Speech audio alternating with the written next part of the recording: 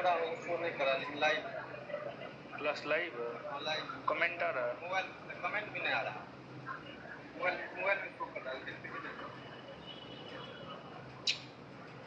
क्या हुआ?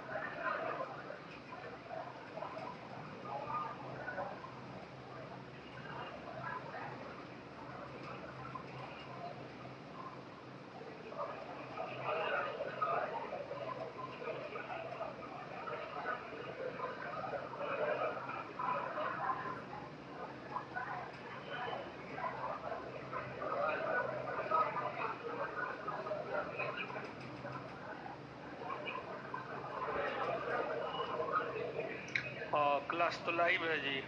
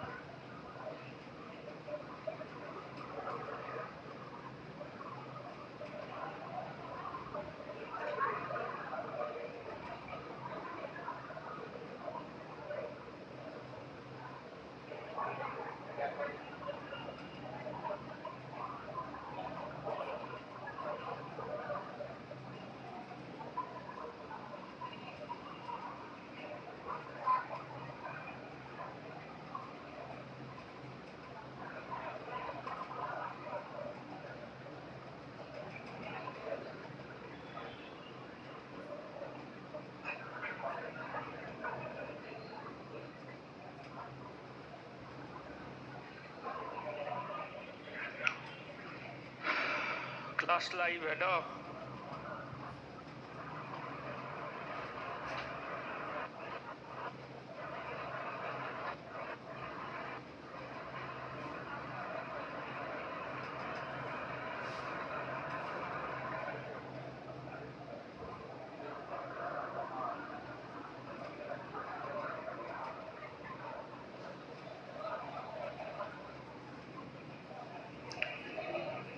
क्या करे प्रहन जी? चलिए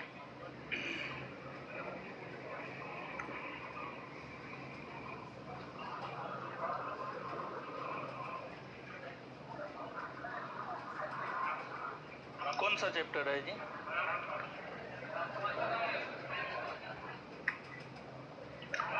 सामाजिक धार्मिक सुधार आंदोलन। सामाजिक धार्मिक सुधार आंदोलन।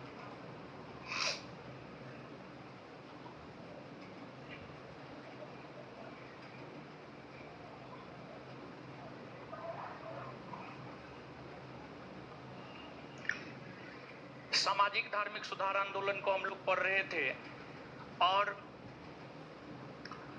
सबसे पहले जिस संगठन ने भारतीय समाज में हिंदू धर्म में सुधार लाने का प्रयास किया था उसका नाम था आपको ब्रह्म समाज। ब्रह्म समाज और ब्रह्म समाज के संस्थापक जो है आपको राजा राम मोहन राय थे।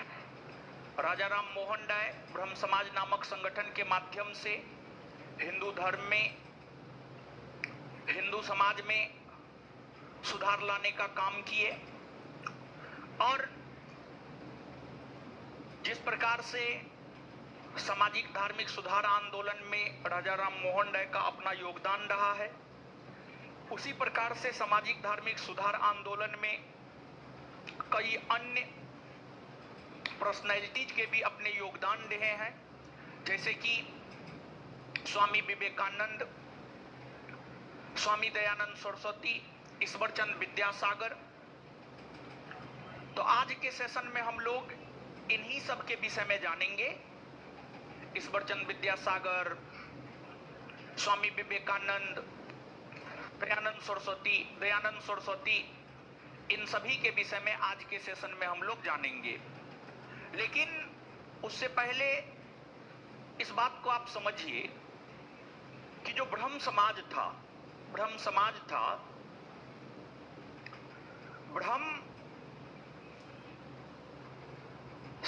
की बात की जाए कि ब्रह्म समाज जो है क्यों स्थापित किए गए, ब्रह्म समाज क्यों स्थापित किए गए। तो ब्रह्म समाज की स्थापना के पीछे जो उद्देश्य था, ब्रह्म समाज की स्थापना के पीछे उद्देश्य था बाल विवाह प्रथा पर प्रतिबंध लगाना, सती प्रथा पर प्रतिबंध लगाना, विधवाओं को पुनर्विवाह करने का अधिकार दिलाना। यानी कुल मिलाकर के जितनी भी कुरीतियां फैली हुई थी, जितनी भी कुप्रथाएं फैली हुई थी, उन कुप्रथाओं को समाप्त करना ब्रह्म समाज का काम था। ब्रह्म समाज मूलतः सती प्रथा को अंत करवाने में अपना महत्वपूर्ण योगदान दिया और ब्रह्म समाज के प्रयास से ही सती प्रथा का अंत हो पाया। जो सिद्धांत ब्रह्म समाज का था, ब्रह्म समाज के सिद्धांतों को ही आगे बढ़ाने का काम और भी कई सारे संगठनों ने किया था। और ब्रह्म समाज के सिद्धांतों को आगे बढ़ाने का काम जिन संगठनों ने किया था, उसमें आपको एक वेद समाज है और एक आपको प्रार्थना समाज है। एक आपको वेद समाज है और एक आपको प्रार्थना समाज है। आप सब लोग इस बात से तो अवगत हैं कि ब्रह्म समाज के आचार्य केशव चंद्र सेन भी बने थे। ब्रह्म समाज के आचार्य जो है केशव चंद्र सेन भी बने थे। और केशव चंद्र सेन की प्रेरणा से ही, अगर बात करें हम लोग केशव चंद्र सेन की, तो केशव चंद्र सेन की प्रेरणा से ही, इन्हीं की प्रेरणा से वेद समाज स्थापित हुआ और इन्हीं की प्रेरणा से प्रार्थना समाज स्थापित हुआ। तो जो ब्रह्म समाज के कर्ता धर्ता केशव चंद्र सेन थे, केशव चंद्र सेन की प्रेरणा से ही वेद समाज स्थापित हुआ और केशव चंद्र सेन की प्रेरणा से ही प्रार्थना समाज स्थापित हुआ। वेद समाज दक्षिण भारत के अंतर्गत मद्रास में स्थापित हुआ था। वही अगर हम लोग प्रार्थना समाज की बात करें तो जो प्रार्थना समाज है यह आपको मुंबई में स्थापित हुआ था। प्रार्थना समाज आपको मुंबई में स्थापित हुआ था। वेद समाज की स्थापना श्री धारायलु नायडू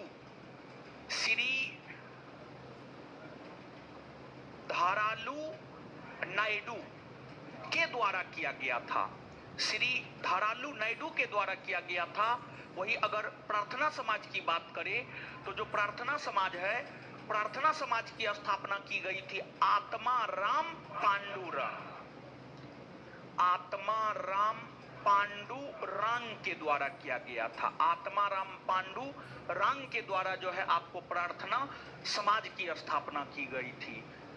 और वेद समाज और प्रार्थना समाज का दूसरा कुछ भी लक्ष्य नहीं था, बल्कि वेद समाज और प्रार्थना समाज की हम लोग बात करें तो वेद समाज और प्रार्थना समाज का भी लक्ष्य वही था जो ब्रह्म समाज का लक्ष्य था।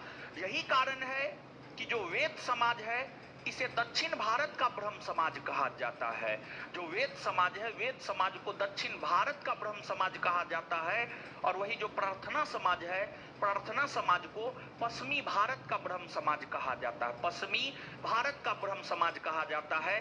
देखिए, आपको ब्रह्म समाज के विषय में आपने जाना है कि जो ब्रह्म समाज है, ब्रह्म समाज 1828 ईस्वी में कोलकाता में स्थापित हुआ था। कोलकाता में स्थापित हुआ था और ब्रह्म समाज जो है आपको पूर्वी भारत और उत्तरी भारत, पूर्वी भारत और उत्तरी भारत में जो है सुधार लाने का काम किया। उसी प्रकार से जो है दक्षिणी भारत में ब्रह्म समाज के लक्ष्यों पर, सिद्धांतों पर चलते हुए सुधार लाने का काम वेद समाज ने किया, जिस कारण वेद समाज को दक्षिण भारत का ब्रह्म समाज और ब्रह्म समाज के नीति और सिद्धांतों पर चलते हुए ही पश्चिमी भारत में प्रार्थना समाज में सुधार लाने का काम किया, जिस वजह से प्रार्थना समाज को जो है पश्चिमी भारत का ब्रह्म समाज कहा जाता है, पश्चिमी भारत का ब्रह्म समाज कहा जाता है। तो आप लोग इस बात को भी याद रखेंगे कि जो आपको वेद समाज है इसे दक्षिण भारत का ब्रह्म समाज, जो वेद समाज है इसे दक्षिण भारत का ब्रह्म समाज कहा जाता है, दक्षिण भारत का ब्रह्म समाज कहा जाता है। वही अगर प्रार्थना समाज की हम लोग बात करें तो इसे जो है आपको पश्चिमी भारत, पश्चिमी भारत, पश्चिमी भारत का ब्रह्म समाज, पश्चिमी भारत का ब्रह्म समाज कहा जाता है। तो ये बात आप याद रखेंगे। इसके बाद ब्रह्म समाज राजा राम मोहन राय के अलावा हिंदू समाज और हिंदू धर्म में फैली कुप्रथाओं को दूर करने का प्रयास जिस एक महान व्यक्ति ने किया था उसका नाम था आपको ईश्वर चंद्र विद्यासागर, ईश्वर चंद्र विद्यासागर, ईश्वर चंद्र विद्यासागर। तो अब हम लोग जानेंगे ईश्वर चंद्र विद्यासागर को। देखिए, जो ईश्वर चंद्र विद्यासागर है इनका भी संबंध कलकत्ता प्रेसिडेंसी से ही है, या यूं कहे इनका भी संबंध जो है बंगाल से ही है। जो ईश्वर चंद्र विद्यासागर है इनका संबंध बंगाल से है, इनका जन्म बंगाल में हुआ है, इन्होंने बंगाल के क्षेत्र में सुधार लाने का काम किया और इनका निधन भी बंगाल में ही हुआ है। इनका जन्म, मरण, कर्म सब चीज बंगाल में हुआ है, टोटल चीज बंगाल में हुआ है। और जो ईश्वर चंद्र विद्यासागर है इनका जन्म 1820 ईस्वी में हुआ था, 1820 ईस्वी में इनका जन्म हुआ था। और कहा जाता है बचपन से ही प्रतिभा के काफी धनी थे ईश्वर चंद्र विद्यासागर। और ईश्वर चंद्र विद्यासागर का जो योगदान रहा है समाज सुधार के क्षेत्र में, देखिए पहले क्या होता था, जो संस्कृत है, संस्कृत बोलने का, पढ़ने का अधिकार सिर्फ ब्राह्मणों को होता था। संस्कृत बोलने का, पढ़ने का अधिकार जो है सिर्फ ब्राह्मणों को होता था, जिसे ईश्वर चंद्र विद्यासागर ने चुनौती दिया। कहा ना, ऐसा नहीं होना चाहिए कि संस्कृत बोलने और पढ़ने का अधिकार जो है सिर्फ ब्राह्मणों को ही रहे, ऐसा नहीं होना चाहिए, ये गलत है। इन चीजों को लेकर ईश्वर चंद्र विद्यासागर ने चुनौती दिया और ईश्वर चंद्र विद्यासागर ने गैर ब्राह्मणों को भी संस्कृत पढ़वाने का काम किया, गैर ब्राह्मणों को भी संस्कृत पढ़वाने का काम किया। अगर गैर ब्राह्मणों को संस्कृत पढ़ने की अनुमति मिल पाई है तो वह आपको ईश्वर चंद्र विद्यासागर के कारण ही मिल पाई है। एक तो इनका योगदान यह है। दूसरा, ये नारी शिक्षा के प्रबल समर्थक हुआ करते थे, नारी शिक्षा के बहुत बड़े समर्थक हुआ करते थे ईश्वर चंद्र विद्यासागर। देखिए, जैसे आज ही आप अपने समाज में जाएंगे, बेटा को तो पढ़ने का अधिकार मिला हुआ होता है, बेटा बंबई, दिल्ली, कलकत्ता, बनारस जहां मन होता है वहां जाकर के पढ़ाई कर लेता है। लेकिन अगर बेटी की बात की जाए तो बेटी को पढ़ने का अधिकार बहुत कम मिलता है, बहुत कम मिलता है। जनसंख्या की जब आप बात करेंगे तो 50% के आसपास पुरुष है, 50% के आसपास स्त्री है जनसंख्या में। लेकिन फिर भी क्लासरूम के आधार पर ही आप देख सकते हैं, अनुमान लगा सकते हैं, समझ गए। लड़का की संख्या ज्यादा होती है, लड़की की संख्या जो है आपको कम होती है। तो मतलब जहां बात की जाए पुरुषों की, तो पुरुषों को पढ़ने का अधिकार होता था, लेकिन आज जब 100% महिलाओं को पढ़ने का अधिकार नहीं है, तो उस समय आप अनुमान लगा सकते हैं कि महिलाओं को कितना पढ़ने का अधिकार मिलता होगा। तो महिलाओं को ना के बराबर पढ़ने का अधिकार प्राप्त था, ना के बराबर पढ़ने का अधिकार प्राप्त था। लेकिन ईश्वर चंद्र विद्यासागर का मानना था कि नारी को भी शिक्षित होना चाहिए, और इन्होंने नारी शिक्षा के ऊपर जोर दिया, इन्होंने नारी शिक्षा के ऊपर जोर दिया। और इनके प्रयास से हद तक कुछ महिलाओं को पढ़ने लिखने का अधिकार मिल पाया, कुछ महिलाओं को पढ़ने लिखने का अधिकार मिल पाया। तो ईश्वरचंद विद्यासागर का समाज सुधार में जो दूसरा योगदान है, वह दूसरा योगदान है नारी शिक्षा के ऊपर इन्होंने काम किया। फिर समाज सुधार आंदोलन में जो इनका तीसरा योगदान है, इनका तीसरा योगदान यह है कि इन्होंने बाल विवाह पर प्रतिबंध लगाने हेतु अथक प्रयास किए। और इनके अथक प्रयास के बाद ही पहली बार 1860 ईस्वी में, इनके अथक प्रयास के बाद ही पहली बार 1860 ईस्वी में जो है लड़की के विवाह के न्यूनतम उम्र को निर्धारित किया गया। और 1860 ईस्वी में ही यह नियम बनाया गया कि 10 वर्ष से कम उम्र की लड़की का विवाह नहीं किया जाएगा। और अगर 10 वर्ष से कम उम्र की लड़की का विवाह होता है तो उस पर कानूनी कार्रवाई की जाएगी, उस पर कानूनी कार्रवाई की जाएगी। तो कहीं ना कहीं बाल विवाह प्रथा के ऊपर सर्वप्रथम जिस व्यक्ति ने बाल विवाह प्रथा को लेकर जिस व्यक्ति ने सर्वप्रथम आवाज उठाया था, उसका नाम था आपको ईश्वरचंद विद्यासागर। और इन्हीं के प्रयास से पहली बार लड़की के विवाह के उम्र को कम से कम 10 वर्ष निर्धारित किया गया। फिर बाद में जाकर के 14 वर्ष हुआ, फिर बाद में जाकर 18 वर्ष हुआ, फिर 21 वर्ष हुआ। धीरे धीरे जो है आपको बढ़ता गया, धीरे धीरे बढ़ता गया। लेकिन पहली बार जो है आपको प्रयास इन्होंने ही किया था, ईश्वरचंद विद्यासागर ने ही किया था। इसके बाद ईश्वरचंद विद्यासागर का समाज सुधार में जो चौथा योगदान है, समाज सुधार में इनका चौथा योगदान यह है कि विधवा पुनर्विवाह एक्ट को पारित इन्होंने ही करवाया। विधवा पुनर्विवाह एक्ट को पारित इन्होंने ही करवाया। देखिए, विधवा, अगर बात विधवा की जाए, विधवा औरत की जाए, तो होता यह था कि अगर कोई महिला विधवा हो जाती थी तो विधवा होने के बाद जो है उनको ना समाज स्वीकार करता था, ना उनको अपना घर वाला स्वीकार करता था, ना ससुराल वाले स्वीकार किया करते थे।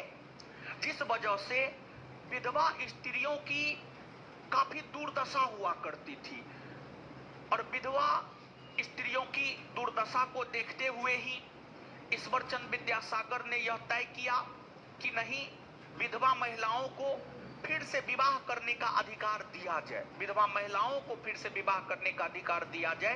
पहले विधवा महिलाओं को दोबारा विवाह करने का अधिकार प्राप्त नहीं हुआ करता था, लेकिन ईश्वरचंद विद्यासागर ने आंदोलन चलाया और उस आंदोलन के माध्यम से विधवा महिलाओं को फिर से विवाह करने का अधिकार दिलवाया, फिर से विवाह करने का अधिकार दिलवाया। और विधवा महिलाओं को पुनर्विवाह करने का अधिकार दिलाने को लेकर इन्होंने जब प्रयास करना शुरू किया था, तो उस समय भारत के गवर्नर जनरल लॉर्ड डलहौजी हुआ करते थे, लॉर्ड डलहौजी हुआ करते थे। लॉर्ड डलहौजी का शासनकाल 1856 आते आते समाप्त हो गया, लेकिन विधवा महिलाओं को पुनर्विवाह का अधिकार नहीं मिल पाया।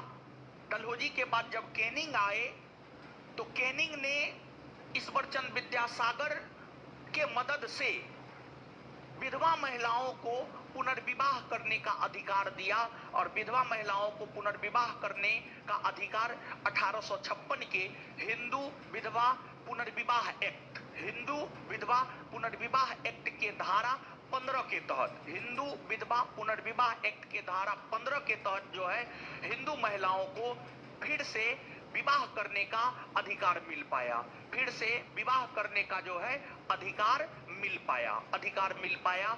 तो ये ईश्वरचंद विद्यासागर का चौथा योगदान था समाज सुधार में। ईश्वरचंद विद्यासागर का जो है ये चौथा योगदान था। तो समाज सुधार में इस प्रकार से ईश्वरचंद विद्यासागर के ये तमाम योगदान रहे। और ईश्वरचंद विद्यासागर ने कई सारे पुस्तकों की भी रचना की, कई सारे समाचार पत्र भी निकाले। जिस प्रकार से राजा राम मोहन राय लेखन शैली के भी धनी थे, उसी प्रकार से अगर बात ईश्वरचंद विद्यासागर की जाए तो ईश्वरचंद विद्यासागर भी जो है लेखन कला के भी धनी थे। ईश्वरचंद विद्यासागर लेखन कला के भी धनी थे।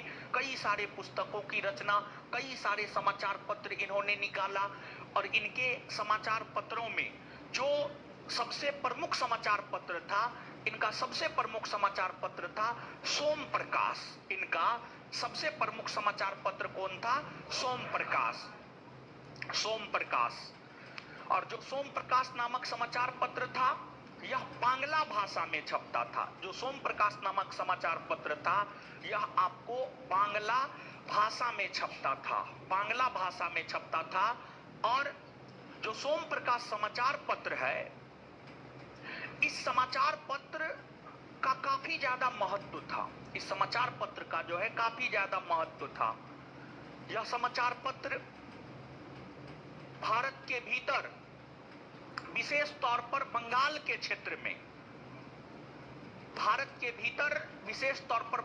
क्षेत्र में, यह समाचार पत्र जो है लोगों को जागरूक कर रहा था।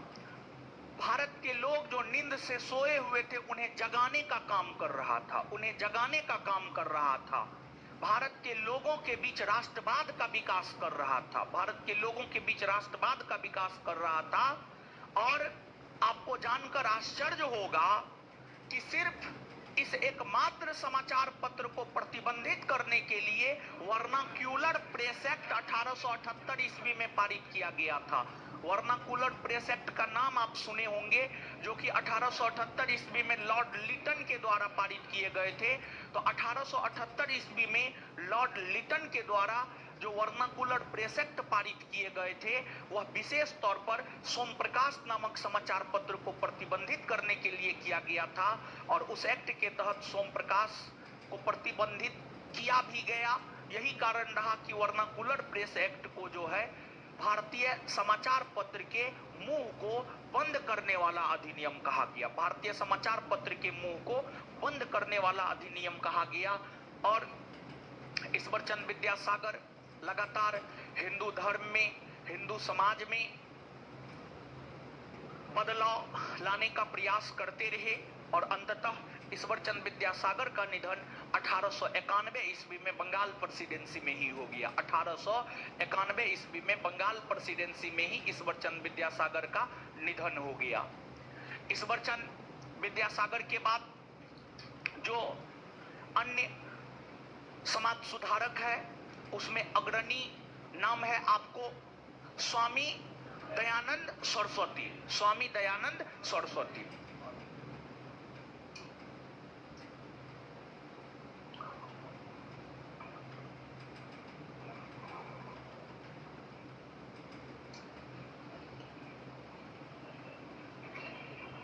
स्वामी दयानंद सरस्वती। स्वामी दयानंद सरस्वती, देखिए जो स्वामी दयानंद सरस्वती है, स्वामी दयानंद सरस्वती की अगर बात की जाए तो इनका जन्म 1824 ईस्वी में गुजरात में एक ब्राह्मण परिवार में हुआ था। गुजरात में जो है एक ब्राह्मण परिवार में स्वामी दयानंद सरस्वती का जन्म हुआ था। और स्वामी दयानंद सरस्वती के विषय में कहा जाता है कि इन्होंने 21 वर्ष की अवस्था में, यानी 1845 ईस्वी में 1845 ईस्वी में इन्होंने गृह का त्याग कर दिया, घर छोड़ दिया। देखिए, अगर ज्ञान प्राप्त करना है, अगर जीवन में सफल होना है, तो गृह त्यागी तो आपको बनना होगा, घर परिवार तो छोड़ना होगा, तभी आप सफल हो पाएंगे। अदरवाइज आप सफल नहीं हो पाएंगे। जिस प्रकार से महात्मा बुद्ध हो गए, महावीर स्वामी हो गए, ये सभी लोग गृह त्याग करके तपस्या किए और फिर इन्हें ज्ञान की प्राप्ति हुई, उसी प्रकार से स्वामी दयानंद सरस्वती भी 21 वर्ष की अवस्था में 1845 ईस्वी में अपना घर परिवार छोड़ दिए और घर परिवार छोड़कर ज्ञान प्राप्ति हेतु यत्र तत्र भटकने लगे। इसी क्रम में स्वामी दयानंद सरस्वती की मुलाकात 1848 ईस्वी में स्वामी पूर्णानंद के साथ हुआ। स्वामी पूर्णानंद के साथ हुआ, और जो स्वामी पूर्णानंद है, स्वामी पूर्णानंद ने ही स्वामी दयानंद सरस्वती को स्वामी दयानंद सरस्वती नाम दिया है। स्वामी पूर्णानंद ने ही स्वामी दयानंद सरस्वती को स्वामी दयानंद सरस्वती नाम दिया है, जबकि स्वामी दयानंद सरस्वती का जो मूल नाम या जो बचपन का नाम था, स्वामी दयानंद सरस्वती का जो मूल नाम या उनके बचपन का नाम था, वह आपको मूल शंकर था। मूल शंकर जब 1848 ईस्वी में स्वामी पूर्णानंद से मिला, तो स्वामी पूर्णानंद ने ही मूल शंकर को नाम दिया स्वामी दयानंद सरस्वती। स्वामी दयानंद सरस्वती ने कई विद्वानों से शिक्षा ग्रहण किया, लेकिन स्वामी दयानंद सरस्वती जिस विद्वान से सबसे ज्यादा प्रभावित हुए, उस विद्वान का नाम था स्वामी बिरजानंद। स्वामी दयानंद सरस्वती जिस विद्वान से सबसे ज्यादा प्रभावित हुए, उनका नाम था स्वामी बिरजानंद। और इसलिए स्वामी दयानंद सरस्वती ने स्वामी बिरजानंद को अपना गुरु मान लिया। क्या मान लिया? गुरु मान लिया। तो जो स्वामी दयानंद सरस्वती थे, इनके गुरु आपको स्वामी बिरजानंद हुए, और स्वामी बिरजानंद से ही स्वामी दयानंद सरस्वती ने आध्यात्मिक शिक्षा प्राप्त की, वेद की शिक्षा प्राप्त की, और स्वामी दयानंद सरस्वती वेद में विश्वास करते थे। जो स्वामी दयानंद सरस्वती थे, वेद में विश्वास करते थे, और इन्होंने अपने उपदेश का जो आधार बनाया था, जैसे कि अभी बहुत सारे धर्म गुरु हैं, बाबा सब हैं, बहुत सारे हैं, तो सब आधार क्या बनाए हो? रामायण महाभारत गीता का उपदेश देता है। ये सब थोड़े कुछ करता है। रामायण महाभारत गीता पढ़ लिया, उसको समझ लिया है, उसको अपने तरीका से भुनाता है, अपने तरीका से उसको डिफाइन करता है, अपने तरीका से उसका डिफिनेशन देता है, और लोगों को अपने और आकर्षित करता है। समझ गए? और कुछ नहीं करता ये सब। तो जिस प्रकार से आज के बाबा रामायण महाभारत गीता को अपने उपदेश का आधार बनाया हुआ है, उसी प्रकार से अगर बात स्वामी दयानंद सरस्वती की जाए, तो स्वामी दयानंद सरस्वती ने अपने उपदेश का आधार जो है वेद को बनाया। अपने उपदेश का आधार जो है स्वामी दयानंद सरस्वती ने किसको बनाया? वेद को बनाया। और जो स्वामी दयानंद सरस्वती है, इन्होंने उपदेश का आधार वेद को बनाया। और वेद किस धर्म का धर्म ग्रंथ है? हिंदू धर्म का धर्म ग्रंथ है। वेद हिंदू धर्म का सबसे मूल धर्म ग्रंथ है। यानी इन्होंने वेद को आधार बनाया, मतलब इनका ध्यान पूरी तरह से जिस धर्म में सुधार लाने को लेकर केंद्रित था, वह धर्म आपको हिंदू धर्म था, वह धर्म आपको हिंदू धर्म था। तो इन्होंने अपने आप को सिर्फ हिंदू धर्म तक सीमित रखा और हिंदू धर्म में इन्होंने कई व्यापक सुधार किए हिंदू धर्म में। और यही कारण है कि स्वामी दयानंद सरस्वती को हिंदू लूथर कहा जाता है। क्या कहा जाता है? हिंदू लूथर। स्वामी दयानंद सरस्वती को हिंदू लूथर कहा जाता है, हिंदू लूथर कहा जाता है। और स्वामी दयानंद सरस्वती की अगर बात की जाए तो स्वामी दयानंद सरस्वती का यह मानना था, स्वामी दयानंद सरस्वती का जो है यह मानना था कि बहुत सारे हिंदू ऐसे हैं जो किसी न किसी कारणवश इस्लाम धर्म को कबूल कर लिए हैं या ईसाई धर्म को कबूल कर लिए हैं या अन्य किसी धर्म को कबूल कर लिए हैं। तो वैसे हिंदू जो मूलतः थे हिंदू, लेकिन किसी कारणवश उसने किसी अन्य धर्म को ग्रहण कर लिया, किसी कारणवश उसने किसी अन्य धर्म को ग्रहण कर लिया। उन हिंदुओं को फिर से हिंदू धर्म में दीक्षित करने के लिए इन्होंने एक विशेष प्रकार का आंदोलन चलाया और इन्होंने जिस विशेष प्रकार का आंदोलन चलाया उसे शुद्धि आंदोलन कहा गया। उसे क्या कहा गया? शुद्धि आंदोलन। उसे जो है आपको शुद्धि आंदोलन कहा गया। शुद्धि आंदोलन, शुद्धि आंदोलन कहा गया, शुद्धि आंदोलन कहा गया। तो जो स्वामी दयानंद सरस्वती है, इन्होंने शुद्धि आंदोलन चलाकर दूसरे धर्म में चले गए हिंदुओं को फिर से हिंदू बनाने का काम किया, फिर से हिंदू बनाने का काम किया। और अगर आप वेद को पढ़ेंगे, वैदिक सभ्यता के विषय में विस्तार पूर्वक जानकारी देता है और वैदिक सभ्यता को जाकर आप जानेंगे तो वैदिक सभ्यता के निर्माता आर्य थे और आर्यों के लिए सबसे महत्व का अगर कोई पशु था वह आपको गाय था। क्या था? गाय, गाय था। तो वेद से ये प्रभावित थे। वेद में गाय को काफी पवित्र पशु माना गया था, जिस वजह से इन्होंने गौ रक्षा आंदोलन भी चलाया था। इन्होंने जो है गौ रक्षा आंदोलन भी चलाया था। गौ रक्षा आंदोलन भी जो है आपको इनके द्वारा चलाए गए और साथ ही साथ जो है इन्होंने नारे दिए। इन्होंने क्या नारे दिए? वेदों की ओर लौटो। इन्होंने क्या नारे दिए? वेदों की ओर लौटो, वेदों की ओर लौटो।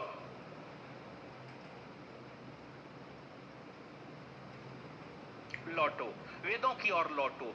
तो ये जो तमाम नारे हैं, गौरक्षा आंदोलन है, ये सब भी कहीं ना कहीं इस और संकेतित करता है कि स्वामी दयानंद सरस्वती अपना आधार वेद को बनाए थे और वेद को अपना आधार बना करके जो है हिंदू धर्म में, हिंदू समाज में इनके द्वारा जो है आपको सुधार लाने का काम किया गया। इनके द्वारा जो है आपको सुधार लाने का काम किया गया। और जो स्वामी दयानंद सरस्वती है, स्वामी दयानंद सरस्वती का सबसे बड़ा योगदान अगर है तो वह यह है कि स्वामी दयानंद सरस्वती ने जो है हिंदू धर्म, हिंदू समाज में सुधारवादी आंदोलन चलाने को लेकर मुंबई में 1875 ईस्वी में, मुंबई में 1875 ईस्वी में एक संगठन की स्थापना किया। और मुंबई में 1875 ईस्वी में जिस संगठन की स्थापना किया उसे आर्य समाज कहा गया, उसे आर्य समाज कहा गया। और आर्य समाज नामक संगठन के बैनर तले ही स्वामी दयानंद सरस्वती ने हर प्रकार के सुधारवादी कार्य किए। और जो आर्य समाज था, आर्य समाज का मुख्यालय जो है आपको लाहौर हुआ करता था। कहां हुआ करता था? लाहौर। आर्य समाज का मुख्यालय कहां हुआ करता था? लाहौर। लाहौर को आर्य समाज का मुख्यालय बनाकर इन्होंने हिंदू धर्म, हिंदू समाज में सुधार लाने का काम किया। और इस आर्य समाज के माध्यम से उन्होंने क्या नारा दिया? उन्होंने यह नारा दिया, भारत भारतीयों के लिए, भारत भारतीयों के लिए। उन्होंने स्वराज शब्द का प्रयोग किया। अगर स्वराज्य की बात की जाए तो स्वराज शब्द का प्रयोग सर्वप्रथम स्वामी दयानंद सरस्वती ने किया। स्वामी दयानंद सरस्वती ने किया और स्वराज शब्द तथा भारत भारतीयों के लिए नारा के माध्यम से, स्वराज शब्द तथा भारत भारतीयों के लिए नारा के माध्यम से इन्होंने स्वराज्य के ऊपर काफी ज्यादा बल दिया। और इनका मानना था अच्छे से अच्छे विदेशी शासन, अच्छे से अच्छे विदेशी शासन खराब से खराब देशी शासन से खराब है, खराब है। या इसी को ऐसे कह सकते हैं, खराब से खराब देशी शासन अच्छे से अच्छे विदेशी शासन से बेहतर है, अच्छे से अच्छे विदेशी शासन से बेहतर है। तो ये इनका मानना था कि हमें ब्रिटिशों का अच्छा शासन नहीं चाहिए, क्योंकि देखिए जो ब्रिटिश था, अगर बात हम लोग ब्रिटिश की करें तो जो ब्रिटिश था, ब्रिटिश क्या कहता था? ब्रिटिश कहता था कि भारतीयों को कि आप लोग को कुछ नहीं आता है, आप लोग असभ्य हैं, हम सभ्य हैं, हम सभ्य हैं, हम आपको सभ्य बनाने के लिए आए हैं, हम आपको सभ्य बनाने के लिए आए हैं, हम आपके जिंदगी को बेहतर बनाने के लिए आए हैं। तो उन्हीं चीजों को लेकर स्वामी दयानंद सरस्वती ने यह कहा कि हमें आपकी सभ्य शासन नहीं चाहिए, हम असभ्य ही हैं, हमारे राजा असभ्य ही हैं, यहाँ के शासक असभ्य ही हैं, हमें वही शासन पसंद है, हमें विदेशी शासन नहीं चाहिए। तो इन्होंने सीधे तौर पर विदेशी शासन को नकार दिया, इन्होंने सीधे तौर पर विदेशी शासन को नकार दिया। और इन्होंने सीधे तौर पर विदेशी शासन को नकारते हुए, विदेशी शासन को नकारते हुए जो है, स्वामी दयानंद सरस्वती ने स्वराज शब्द की बात करना शुरू किया, जिस कारण स्वामी दयानंद सरस्वती के द्वारा स्थापित जो आर्य समाज है, इस आर्य समाज को भारतीय अशांति का जनक या भारतीय अशांति का जन्मदाता कहा गया। जो आर्य समाज है, आर्य समाज को ही भारतीय अशांति का जनक, भारतीय अशांति का जनक, भारतीय अशांति का जनक कहा गया। आर्य समाज को भारतीय अशांति का जनक कहा गया। और आर्य समाज को भारतीय अशांति का जनक इसलिए कहा गया क्योंकि आर्य समाज ने स्वराज्य के ऊपर बल दिया, क्योंकि आर्य समाज ने स्वराज्य के ऊपर बल दिया। दूसरी बात, आपको बाल गंगाधर तिलक को भी भारतीय अशांति का जनक कहा गया। और बाल गंगाधर तिलक को भी भारतीय अशांति का जनक इसलिए कहा गया क्योंकि वो भी स्वराज्य के ऊपर बल दिया करते थे। स्वामी दयानंद सरस्वती ने जिस स्वराज्य की बात की थी, उस स्वराज्य को आगे बढ़ाने का काम अगर किसी व्यक्ति ने किया था तो उसका नाम था आपको बाल गंगाधर तिलक, बाल गंगाधर तिलक। तो स्वामी दयानंद सरस्वती के स्वराज्य को आगे बाल गंगाधर तिलक ने बढ़ाया। यही कारण है बाल गंगाधर तिलक को भी भारतीय अशांति का जनक कहा गया। आर्य समाज और बाल गंगाधर तिलक को भारतीय अशांति का जनक वेलेंटाइन सिरोल ने कहा। वेलेंटाइन सिरोल की एक रचना है इंडियन अनरेस्ट। वेलेंटाइन सिरोल की एक रचना है इंडियन अनरेस्ट, इंडियन अनरेस्ट। और इंडियन अनरेस्ट नामक साहित्य में ही वेलेंटाइन सिरोल ने आर्य समाज और बाल गंगाधर तिलक को भारतीय अशांति का जन्मदाता कहा। और देखिए, इस आर्य समाज के बैनर तले स्वामी दयानंद सरस्वती के द्वारा किया गया जो सबसे बड़ा सुधार था, जो सबसे बड़ा काम था, वह सबसे बड़ा सुधार और सबसे बड़ा काम यह था कि स्वामी दयानंद सरस्वती ने ही आधुनिक काल में स्वामी दयानंद सरस्वती ने ही पहली बार महिला और शूद्र को, पहली बार महिला और शूद्र को वेद पढ़ने का अनुमति दिया। वेद पढ़ने का अनुमति महिला और शूद्र को पहली बार दिलाने का काम अगर किसी व्यक्ति ने किया तो उसका नाम है स्वामी दयानंद सरस्वती। यह अपने आप में देखिए, एक लाइन में कहने के लिए कह दिए कि महिला और शूद्र को वेद पढ़ने की अनुमति दिलवाया। यह उस समय के लिहाज से अपने आप में उठाया गया एक बहुत बड़ा और बहुत महत्वपूर्ण कदम था। एक बहुत बड़ा और बहुत महत्वपूर्ण कदम था कि महिलाओं और शूद्रों को भी वेद पढ़ने का अनुमति दिलवाने का काम जो है आपको इन्होंने किया। इन्होंने अपनी विचारधारा को प्रचारित और प्रसारित करने के लिए कई सारे पुस्तकों की रचना की, जैसे कि पाखंड खंडन, सत्यार्थ प्रकाश, ये सब इनकी पुस्तकें हैं। वेद भाष्य भूमिका, पाखंड खंडन, सत्यार्थ प्रकाश, वेद भाष्य भूमिका, ये सब स्वामी दयानंद सरस्वती की प्रमुख पुस्तकें हैं। और इन पुस्तकों के माध्यम से ही स्वामी दयानंद सरस्वती ने अपनी विचारधारा को प्रचारित और प्रसारित करने का काम किया। अपनी विचारधारा को प्रचारित और प्रसारित करने का काम किया। और स्वामी दयानंद सरस्वती ने ही पहली बार इस बात को भी कहा कि भारत का राष्ट्रीय भाषा हिंदी होगा, भारत का राष्ट्रीय भाषा हिंदी होगा। इसकी भी वकालत सर्वप्रथम स्वामी दयानंद सरस्वती ने ही किया।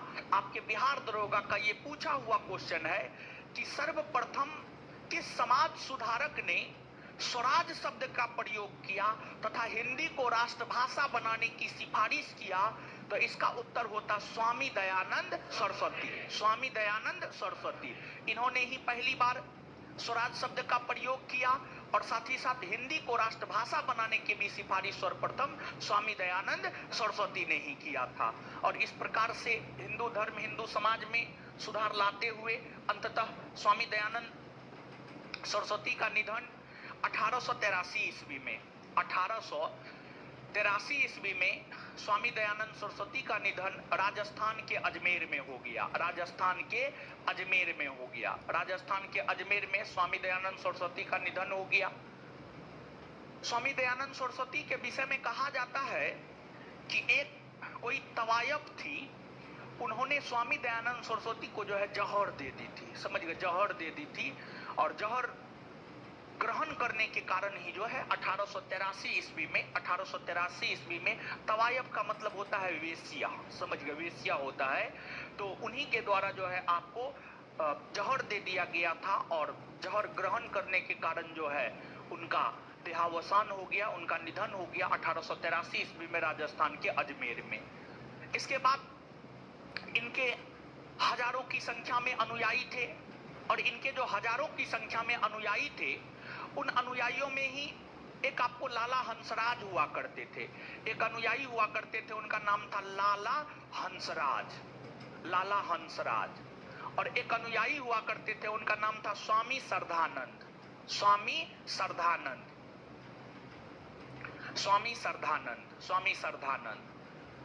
लाला हंसराज ने 1886 ईस्वी में लाहौर में डीएवी कॉलेज की स्थापना की, दयानंद एंग्लो वैदिक कॉलेज। तो स्वामी दयानंद सरस्वती के सहयोगी लाला हंसराज ने 1886 में लाहौर में डीएवी दयानंद एंग्लो वैदिक कॉलेज की स्थापना की। वहीं स्वामी दयानंद सरस्वती के सहयोगी स्वामी श्रद्धानंद ने 1902 ईस्वी में जो है हरिद्वार में, उत्तराखंड के हरिद्वार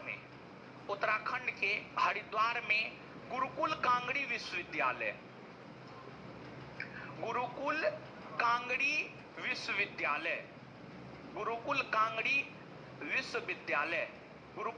विश्वविद्यालय की जो है आपको स्थापना की। तो ये दोनों संगठन स्वामी दयानंद सरस्वती से ही संबंधित है। उनके अनुयायियों के द्वारा ही ये शैक्षणिक संस्थान या संगठन, शैक्षणिक संस्थान ही कहना ज्यादा उचित होगा, ये शैक्षणिक संस्थान जो है स्थापित किए गए। तो ये आपको स्वामी दयानंद सरस्वती के विषय में हुआ।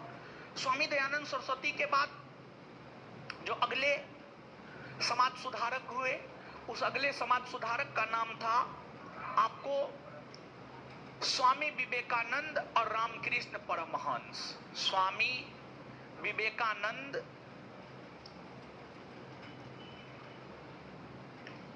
और रामकृष्ण परमहंस।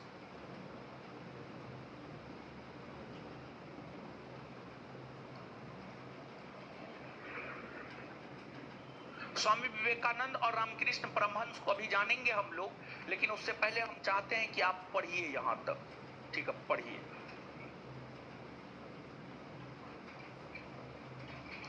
वेद समाज और प्रार्थना समाज से पढ़ना शुरू कीजिए।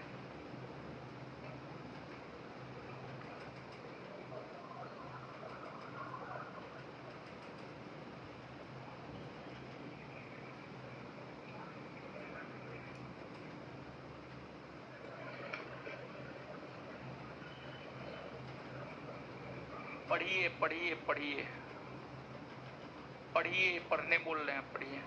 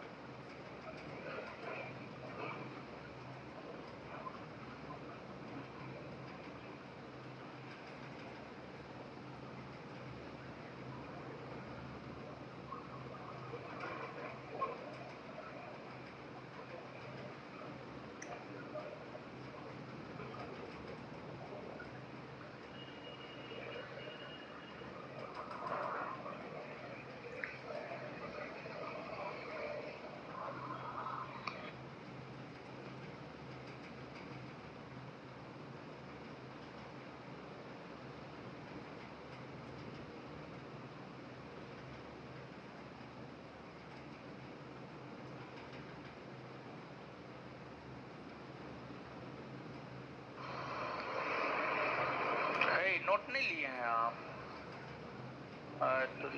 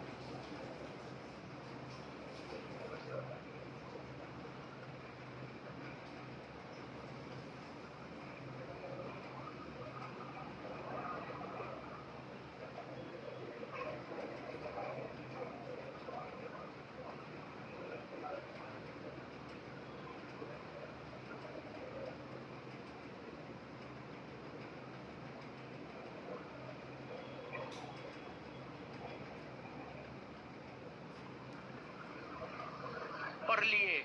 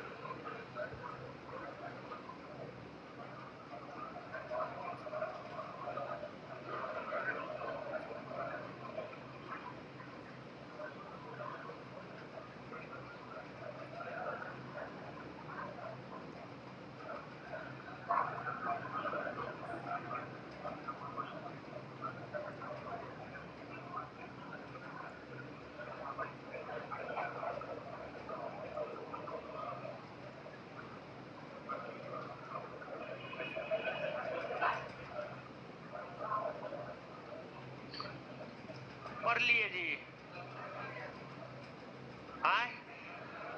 आइए पढ़ लिए हैं तो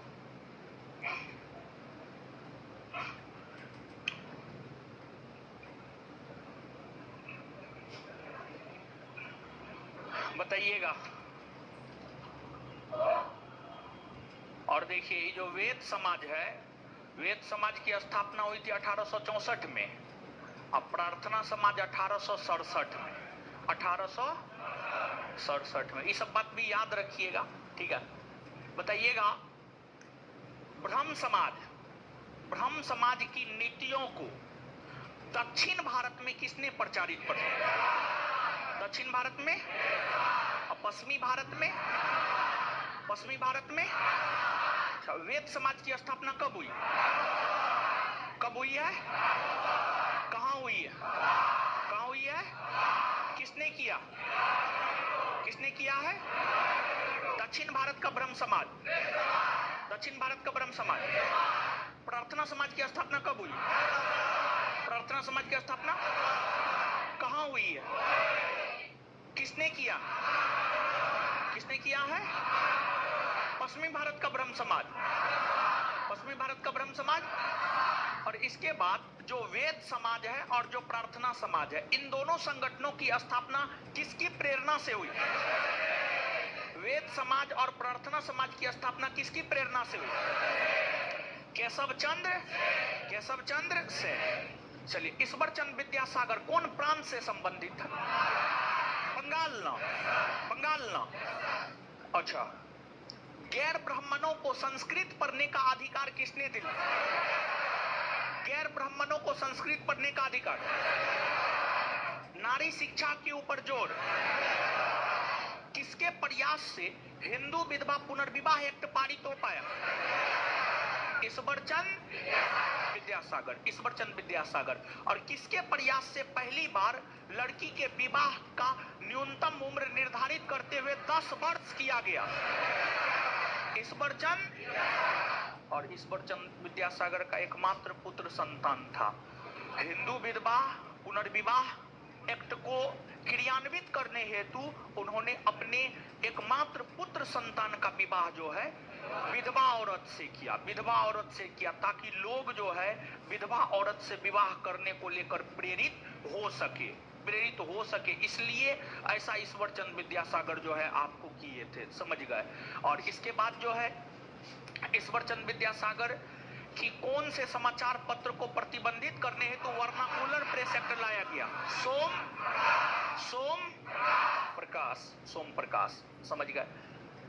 स्वामी दयानंद सरस्वती का मूल नाम क्या था? मूल शंकर का जन्म कब हुआ?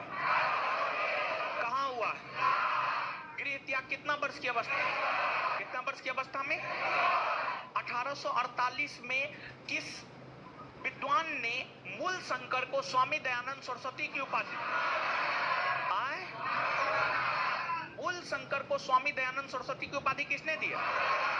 स्वामी। हिंदू लूथर किसे कहा जाता? इन्होंने अपने उपदेश का आधार किसे बनाया? शुद्धि आंदोलन किसने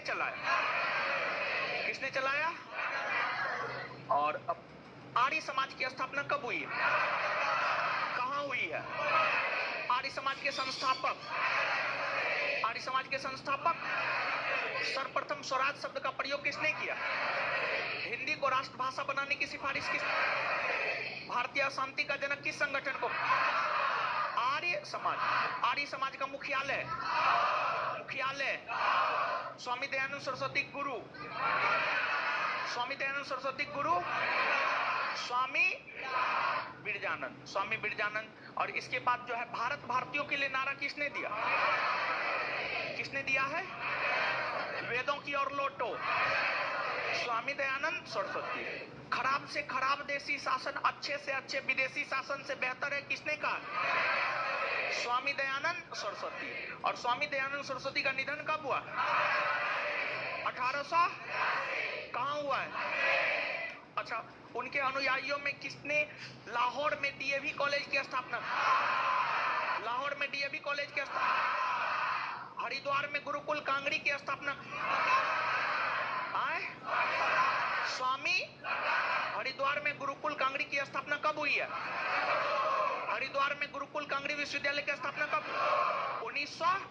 लाहौर में डीएवी कॉलेज की स्थापना 1886 में हुआ है। देखिए, 2 पॉइंट लिखना है जो आपके नोट में नहीं, ठीक है। और इसके बाद एक आध बात और बता। पाखंड खंडन किसकी रचना? सत्यार्थ प्रकाश। वेदभाष्य भूमिका स्वामी दयानंद सरस्वती। लिखिएगा, एक आध पॉइंट स्वामी दयानंद सरस्वती के विषय में नोट में नहीं है, उसको नोट डाउन कीजिए। लिखिएगा, वेदभाष्य और वेदभाष्य भूमिका।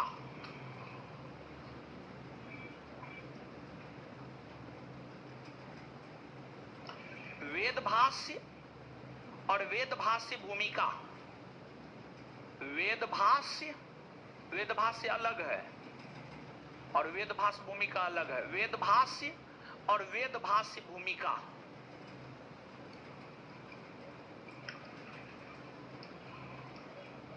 वेदभाष्य और वेदभाष्य भूमिका। वेदभाष्य और वेदभाष्य भूमिका स्वामी दयानंद सरस्वती की रचना है। स्वामी दयानंद सरस्वती की रचना है। स्वामी दयानंद सरस्वती की रचना है। स्वामी दयानंद सरस्वती की रचना है। Full stop. स्वामी दयानंद सरस्वती की रचना है। Full stop. आगे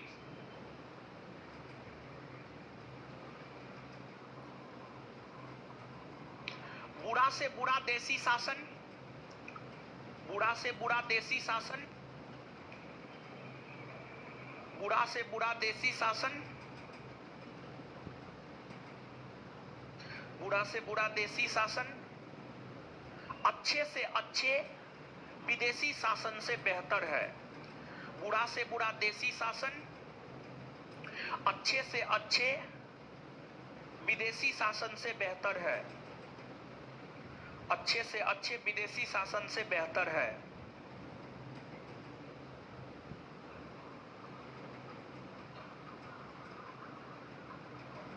भारत भारतीयों के लिए नारा,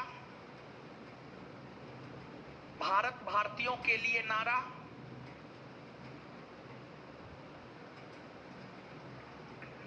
भारत भारतीयों के लिए नारा स्वामी दयानंद सरस्वती ने दिया है कोष्ट में आर्य समाज। भारत भारतीयों के लिए नारा स्वामी दयानंद सरस्वती ने दिया है कोष्ट में आर्य समाज, कोष्ट में आर्य समाज।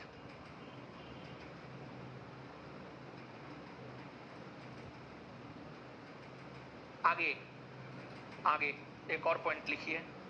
सर्वप्रथम स्वराज शब्द का प्रयोग तथा, सर्वप्रथम स्वराज शब्द का प्रयोग तथा, सर्वप्रथम स्वराज शब्द का प्रयोग तथा तथा हिंदी को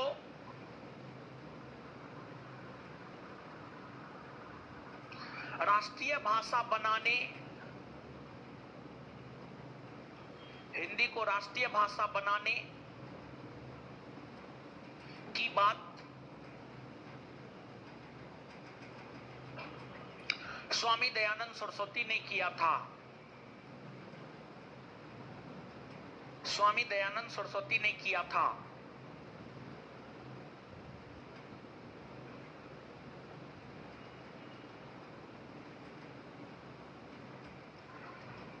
एक बार नोट देखिएगा, नोट दीजिए तो एक बार नोट देखिएगा आप लोग जहां पे बोलेंगे।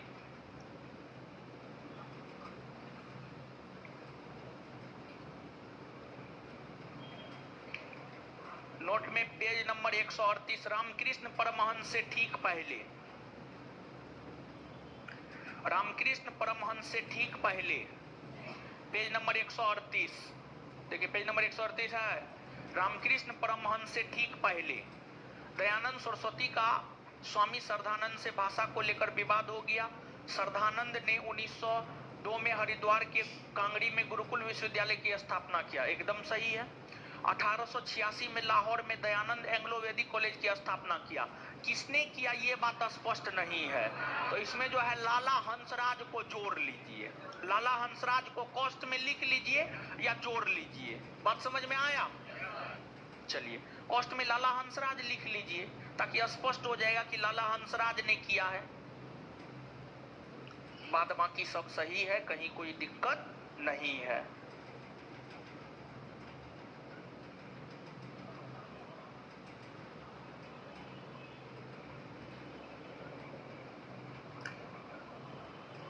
हाँ चलिए पेज नंबर 135 पर आइए। वेद समाज और प्रार्थना समाज, पेज नंबर 135 पर आइए। वेद समाज और प्रार्थना समाज, पेज नंबर 135 पर आ गए। वेद समाज और प्रार्थना समाज, पहला पॉइंट है 1864 में मद्रास में किए श्री धरालू नायडू ने वेद समाज की स्थापना की, एकदम सही है। इसके अन्य सदस्य राजगोपाल चार्लू, सुब्रलियल चेट्टी, विश्वनाथ मधुलियार, सही है। इसके बाद नीचे से ज्ञातव्य हो कि श्री धरालू नायडू पर केशव चंद्र सेन का अत्यधिक प्रभाव है, एकदम सही है। इसी कारण श्री धरालू ने वेद समाज को दक्षिण भारत का ब्रह्म समाज कहा, नहीं, श्री धरालू के जगह कर लीजिए केशव चंद्र सेन ने वेद समाज को दक्षिण भारत का ब्रह्म समाज कहा। केशव चंद्र सेन ने वेद समाज को दक्षिण भारत का ब्रह्म समाज कहा। श्री धरालू नायडू के जगह जो है कर लीजिए आप क्या, केशव चंद्र सेन। आप समझ रहे हैं हम कहां बोल रहे हैं? केशव चंद्र सेन कर लिए। चलिए बस अब आगे आ जाते हैं। आगे हम लोगों को जानना है स्वामी विवेकानंद और रामकृष्ण परमहंस। उसको अगले क्लास में देखें क्या ना, होमवर्क भी है। चलिए अगले क्लास में देखेंगे इसको, ठीक है। और एक आध गो बात सुनिए समझिए। देखिए जो बिहार पुलिस एडीजी का स्टेटमेंट है कि जो है 1288 बिहार दरोगा का क्लियरेंस जो है मई तक हो जाएगा और फिर नोटिफिकेशन उसके बाद कभी भी आ सकता है। तो मई में आ जाए, जून में आ जाए, जुलाई में आ जाए। जून में आने का संभावना था ना जी पहले कि जुलाई में, जून में। तो मई लास्ट होते होते जून तक जो है आपका नोटिफिकेशन और आ जाएगा, ठीक है। पोस्ट जो है 1288 अगर रहता है तो पोस्ट तो कम है, लेकिन फिर भी 1288 है, कम थोड़े है, कम नहीं है। आपको एगो पोस्ट ना चाहिए जी, हाँ। तो कंपटीशन का लेवल थोड़ा ज्यादा रहेगा, कंपटीशन का लेवल थोड़ा ज्यादा रहेगा। और क्या 2500 पोस्ट होता तो थोड़ा सा कम रहता, 1288 को पोस्ट रहेगा तो स्वाभाविक सी बात है कंपटीशन का लेवल ज्यादा रहेगा। अभी कटअप 80-85 के आसपास तक रहा है, इस बार कटअप 90 के आसपास रहेगा, उससे कम में कोई उपाय ना है, समझ गए। तो पढ़ने के लिए जो आपको पढ़ाया जा रहा है, जो बैच में पढ़ाया गया है उतना आपके लिए सफिशिएंट है। और इसके अलावे समझ गए, इसके अलावे जो है जो सुबह 8 से 10 टेस्ट चलता है, समझ गए, सुबह 8 से 10 टेस्ट चलता है, जिसको कि एक माह हो गया है, 20 टेस्ट होने वाला है। आज 19वां टेस्ट था, समझ गए, आज जो है 19वां टेस्ट था और 20वां टेस्ट जो है आपको बुधवार को होगा। और 20वां टेस्ट जो बुधवार को होगा ये आपको रिवीजन टेस्ट है, आपको पता है ना, ये रिवीजन टेस्ट है। और इस रिवीजन टेस्ट में जो है सेट 1 से लेकर के सेट 19 तक के ही क्वेश्चन रहेंगे, सेट 1 से लेकर के सेट 19 तक के क्वेश्चन रहेंगे। रिवीजन टेस्ट है ये, समझ गए। और इसके बाद जो है अगले शुक्रवार से, जो भी तारीख हो शुक्रवार से, अगले शुक्रवार से जो है दूसरे मंथ के टेस्ट की शुरुआत होगी, समझ गए। शुक्रवार से दूसरे मंथ के टेस्ट की शुरुआत होगी और जो है एडमिशन बुधवार से ओपन होगा इस टेस्ट में, समझिए, बुधवार से हो रहा है एडमिशन, एडमिशन हो रहा है, हमको तो पते ना। हाँ हाँ, देखिए हुआ कि 100 रुपया में जो है ना घाटा लग गया है, ठीक है, घाटा लग गया था 100 रुपया में। तो 20 टेस्ट, अरे 20 टेस्ट 200 रुपया, यानी 3-4 पेज रहता है, पेपर सब का दाम बढ़ा दिया है। तो इसलिए जो है शुक्रवार से जो है दूसरे मंथ के टेस्ट की शुरुआत हो रही है। 20 टेस्ट होगा 200 रुपया, समझ गए, 20 टेस्ट 200 रुपया, ठीक है। 20 टेस्ट 200 रुपया, 100 क्वेश्चन है, सब चीज है, समझ गए। और ऑनलाइन वालों के लिए 100 रुपया रहेगा, ऑनलाइन 100 रुपया रहेगा, ठीक है। तो ये चीज है। इस टेस्ट में आप लोग एडमिशन ले लीजिएगा, एडमिशन अगर ओपन हो गया है तो आप लोग जो है एडमिशन ले लीजिएगा। स्पेशली 10 से 12 वाले छात्रों के लिए बोल रहे हैं, क्योंकि आपकी अगर बात करें तो आपके बैच में जो है, ठीक है, मैक्सिमम चीज हो गया है। सबसे बड़ा इतिहास ही है, इतिहास भी अब कुछ दिन में खत्म हो जाएगा और फिर आगे बढ़ेंगे, जो भी बचा कुचा है सब चीज को हम लोग देखेंगे। तो टेस्ट में एडमिशन ले लीजिएगा, टेस्ट दीजिए, सेट उट मारिए, ठीक है, सेट मारना चाहिए। अब आप देख लीजिएगा, आपको लगता है कि सेट मारने से फायदा हो रहा है तो मारिएगा, नहीं लग रहा है फायदा नहीं हो रहा है तो नहीं मारिएगा, समझ गए। कोई ये प्रेशर नहीं है, समझ गए, लेकिन मारना चाहिए सेट। चलिए तो दीजिए, होमवर्क पूछ देते हैं।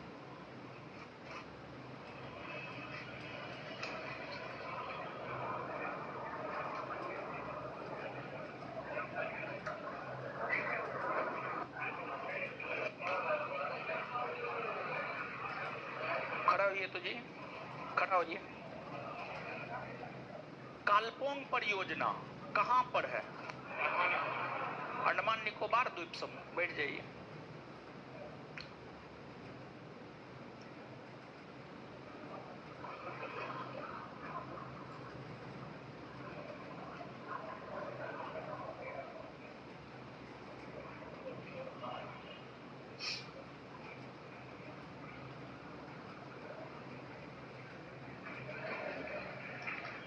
आर्थिक सर्वेक्षण किसके द्वारा जारी किया जाता है? हाँ, क्या बोल रहे हैं? आर्थिक सर्वेक्षण किसके द्वारा जारी किया जाता है? वित्त मंत्रालय। बैठिए, खड़ा हो जाइए।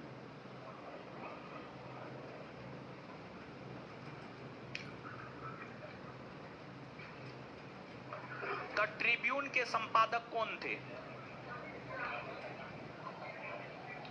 दयाल सिंह मजीठिया।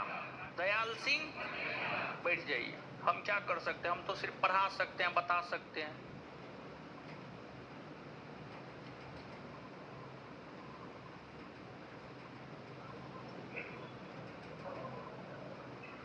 (1890) के कलकत्ता अधिवेशन की अध्यक्षता किसने किया था?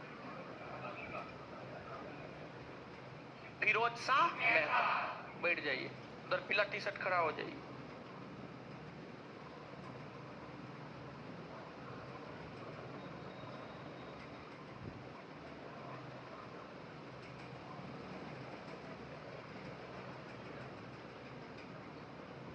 कश्मीर का नीरो किसे कहा जाता है? आप लोग जानते हैं, आप लोग के विषय में क्या बोले? कुछ नहीं बोलेंगे, ठीक है? आप लोग कुछ कर देंगे, कुछ भी बोल देंगे ना, तब पर भी आप लोग नहीं पढ़िएगा, ठीक है? जबकि टेस्ट एक सप्ताह बंद कर दिए, काहे कि आप लोग करके नहीं आते थे, लेकिन फिर भी बताइए, आज भी तो वही हाल है। बैठ जाइए, खड़ा होइए, लड़की खड़ा होइए।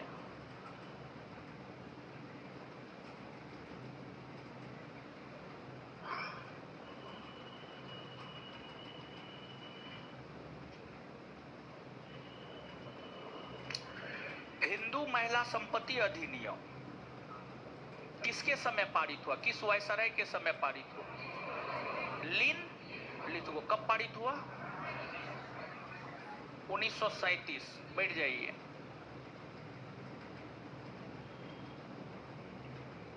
लीजिए, लीजिए। और क्या था?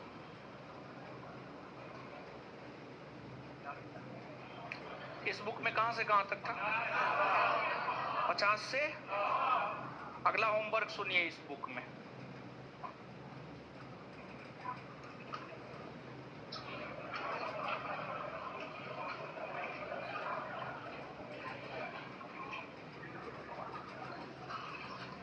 Page number 174। Page number 174। इस बुक में होमवर्क सुनिए, पेज नंबर 174। Page number 174।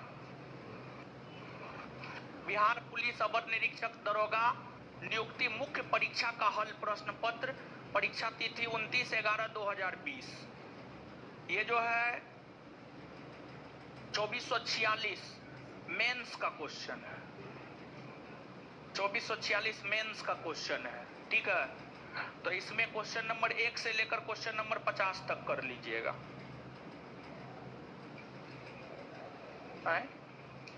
तो गड़बड़ है, हो सब में गड़बड़ है, ठीक है?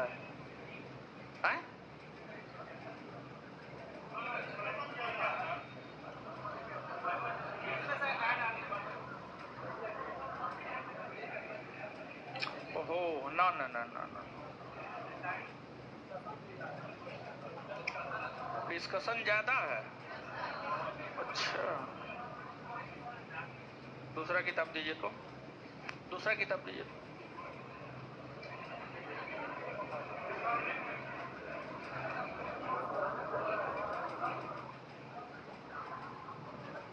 और डिस्कशन सही में ज्यादा है डिस्कशन।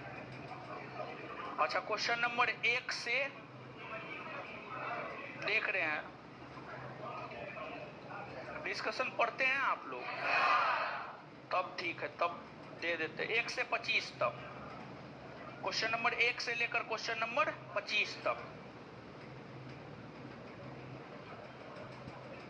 क्वेश्चन नंबर 1 में है अंतर्राष्ट्रीय महिला दिवस कब मनाया जाता है। क्वेश्चन नंबर 25 में है जेम्स टोबिन के द्वारा पहली बार सुझाया गया टोबिन टैक्स किस लेन देन पर लगाया जाता है। क्वेश्चन नंबर 1 से लेकर 25 तक इसमें कर लीजिएगा। अब पेज नंबर है 174 से 182, 174 से 183, सॉरी, पेज नंबर 174 से 183। क्लियर है? होमवर्क क्लियर हुआ जी? हाँ, चलिए आगे पूछते हैं। अब बताइए, प्रथम आंग्ल सिख युद्ध किन वर्षों में हुआ? 1845। ब्रह्म समाज के संस्थापक कौन थे? सियाचिन हिमनद स्थित है कौन श्रेणी? काराकोरम। भारतीय संविधान में कौन से अनुच्छेद में मूल कर्तव्यों का उल्लेख किया गया? 51 के। इकाई सतह क्षेत्रफल पर लंबवत लगने वाला बल किसे परिभाषित करता है? दाबना। Poverty and British rule in India. Dadabhai, कौन सी अधातु कमरे के ताप पर तरल होती है? कौन? ब्रोमीन ना। वह उपकरण जो विद्युत धारा उत्पन्न करने के लिए इस्तेमाल किया जाता है क्या कहलाता है? जनित्र यानी जनरेटर। भारत में प्रधानमंत्री क्या होता है? राष्ट्रपति द्वारा नियुक्त। मिल्क ऑफ मैग्नीशिया का पीएच मान 10 पॉइंट। 1931 में इंडियन नेशनल कांग्रेस का अधिवेशन कहाँ आयोजित हुआ? कराची में ना। ब्लू माउंटेन पर्वत शिखर भारत के किस राज्य? मिजोरम में ना। जयप्रकाश पुल किस नदी पर? गंगा ना। नीरज चोपड़ा किस खेल से संबंधित? खमसिन कहाँ, किस देश का स्थल? मिस्र ना। 1905 में बंगाल के विभाजन के समय भारत के वायसराय लॉर्ड। नेचुरल हिस्ट्री के लेखक रंगनाथिट्टू पक्षी अभयारण्य कहाँ? कर्नाटक में ना। किस बीमारी का संबंध निक्षय पोषण योजना से है? टीबी का ना। चलिए आगे होमवर्क दे दिए। इसमें क्या दिए थे? क्या? मध्यकालीन पहला चैप्टर।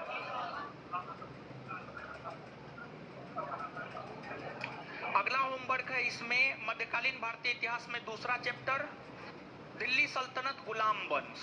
कितना क्वेश्चन है जी? ज्यादा नहीं ना? हाँ ठीक है। गुलाम वंश, मध्यकालीन भारतीय इतिहास में दूसरा चैप्टर गुलाम वंश। अब जवाब दीजिए।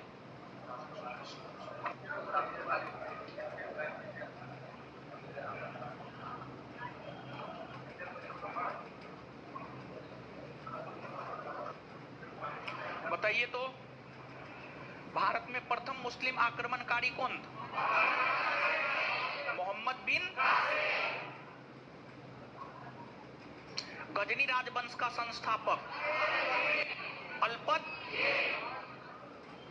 किस चंदेल राजा ने महमूद गजनबी का सामना किया? विद्याधर। शाहनामा के लेखक, पुराणों का अध्ययन करने वाला प्रथम मुसलमान। युद्ध जिसमें भारत में मुस्लिम शक्ति की स्थापना हुई? पानीपत का। तराइन का द्वितीय युद्ध। तराइन का। किसने एक तरफ संस्कृत मुद्रा लेख के साथ साथ चांदी के सिक्के निर्गत किए? महमूद गजनबी। महमूद गजनबी। महमूद गजनबी के साथ भारत आने वाला विद्वान कौन था? अल-बरूनी। मोहम्मद गौरी को सबसे पहले किसने पराजित किया? मूलराज द्वितीय। मूलराज, वही भीम द्वितीय। हाँ ठीक है। नालंदा बिहार का विध्वंस किसने किया? बख्तियार। मोहम्मद गौरी के किस दास ने बंगाल एवं बिहार पर विजय प्राप्त की? बख्तियार। बिहार का प्रथम मुस्लिम विजेता बख्तियार। बिहार में तुर्क सत्ता का वास्तविक संस्थापक बख्तियार खिलजी। भारत में मोहम्मद गौरी ने किसको प्रथम इक्ता प्रदान किया? कुतुबुद्दीन ऐबक। आगे दिल्ली सल्तनत गुलाम वंश।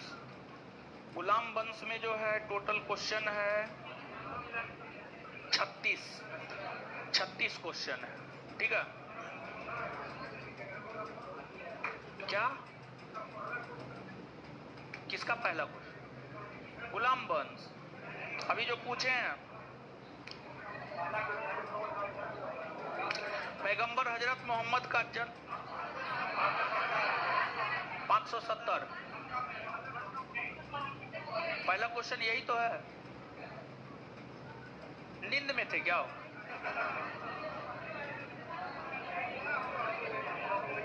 चलिए ठीक है, इससे आगे मिलते हैं अगली क्लास। धन्यवाद।